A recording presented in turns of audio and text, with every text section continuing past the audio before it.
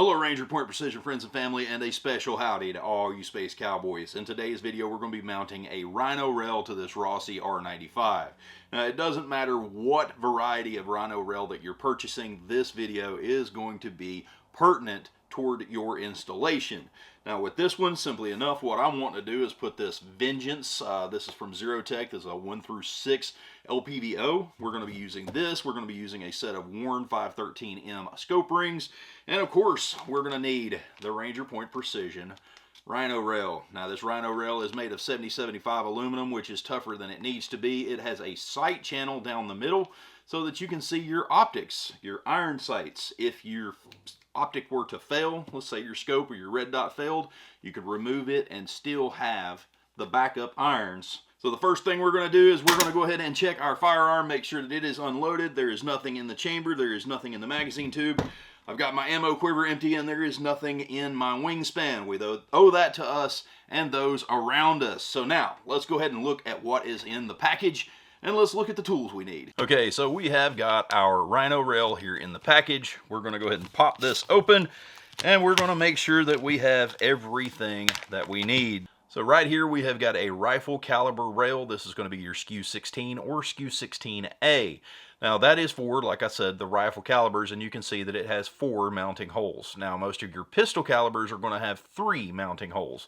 So you'll be kind of truncated like that. But for this one, like I said, this one has 4. And we are going to have 4 mounting screws. These 4 mounting screws are going to come with the RHINO rail. And you'll have 3 that come with your pistol caliber. Well, you see that these are all just good looking screws, high quality hardware. Let's get ready to install this. As for tools, it's extremely simple. You're just going to need a small flathead to remove these screws, and then you're going to need a slightly larger flathead for the provided screws that we have for the RHINO rail. I like to use a little bit of Loctite. You can use either blue or purple. So first thing we're going to do is we're going to remove these screws. You see that I've already removed one, but we're going to go ahead and remove the rest of these. Now all these do is, if you're not running an optic or an optics rail, these just simply keep crud out of the action. So it keeps water, junk, dirt, etc. That way your action stays nice and smooth. So we've got our 4 screws removed. That is very simple. So what I am going to do is I'm going to put Loctite on these 4 set screws right here. It's very simple. You just put a little dab right there on the threads, and we'll be right back.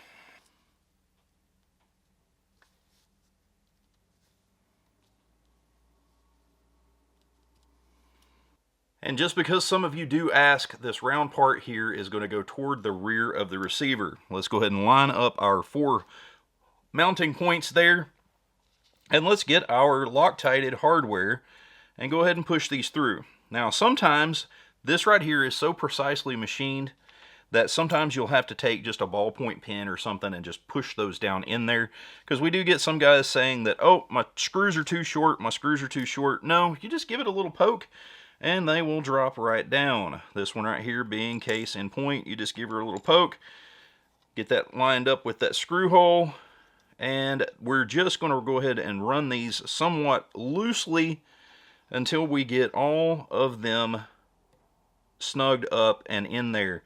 Now you're going to want to be really careful not to cross thread these.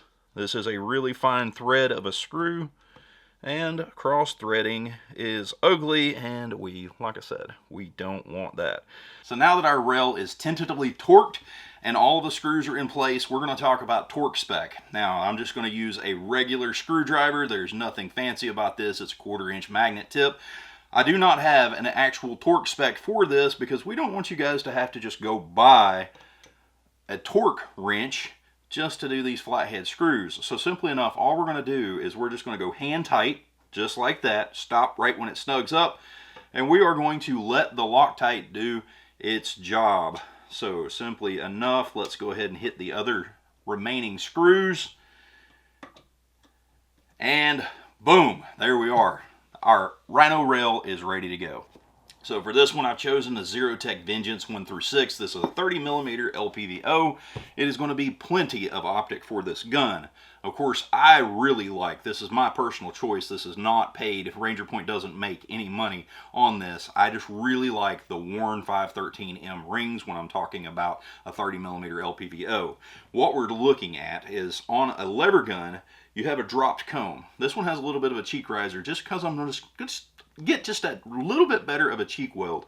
But if you keep your optics consideration nice and low, then your mechanical offset is going to be very minimal. You're going to have a nice cheek weld and your optic won't be up in the sky. I know it's very tempting to try to just use AR height stuff because lots of scopes come with a cantilever style mount, but ARs are straight back. Their butt stocks are in line with the bore, so we're going to try to keep this nice and low. So like I said, Warren 513M rings. And we're just going to tentatively mount these up because I've still got to set my eye relief and all of that good stuff, get this fitted to me. But one thing I want you to know is you can see there is a little bit of play. These 513M rings will also fit a Weaver as well as the Picatinny, so what you're going to have is just a little bit of back and forth. But we're going to push this all the way forward. That is an accuracy thing. You push this all the way forward and then go ahead and throw your initial torque on it, and that'll keep you from having any vibration type issues with your scope.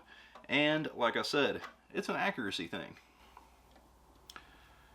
So now that that one's mounted all the way forward, I am going to go ahead and just jump right into this. Alright, so I have got my scope in its rings. I've got my eye relief preliminarily set. All we're going to have to do is just finish torquing this thing down. Of course, we're going to take it to the range and get it sighted in. But one thing I do want to speak on is a hammer extension. If you'll notice, this LPVO gets really close to this hammer, and there is opportunity to have negligent discharge if you don't have something that gives you a good purchase. This hammer extension is very grippy, and it would give you a good purchase on that, whether you're bare thumbed or glove thumbed or whatever. Because I know I used to sit in the deer woods and I would hear a gunshot way before legal hours, and that would rather bother me because someone had killed a deer that might have walked out in front of me during legal hours. But the more I think about it, the more I realize that dudes were probably just trying to slide around in and let that hammer down, and then boom, negligent discharge right there. Messes up their day, the deer know that they're in the tree, blah, blah, blah, blah, blah. And of course, they could have shot their hunting buddy, shot themselves in the foot, any number of things. So think about a hammer extension. So if you have anything else you need, please hit us up at the support email that we have, or you can use the contact form at the top of the website. We answer the emails most every day. Sometimes we're sleeping, but we try to get back to you. Y'all have a wonderful day. We'll see you next video.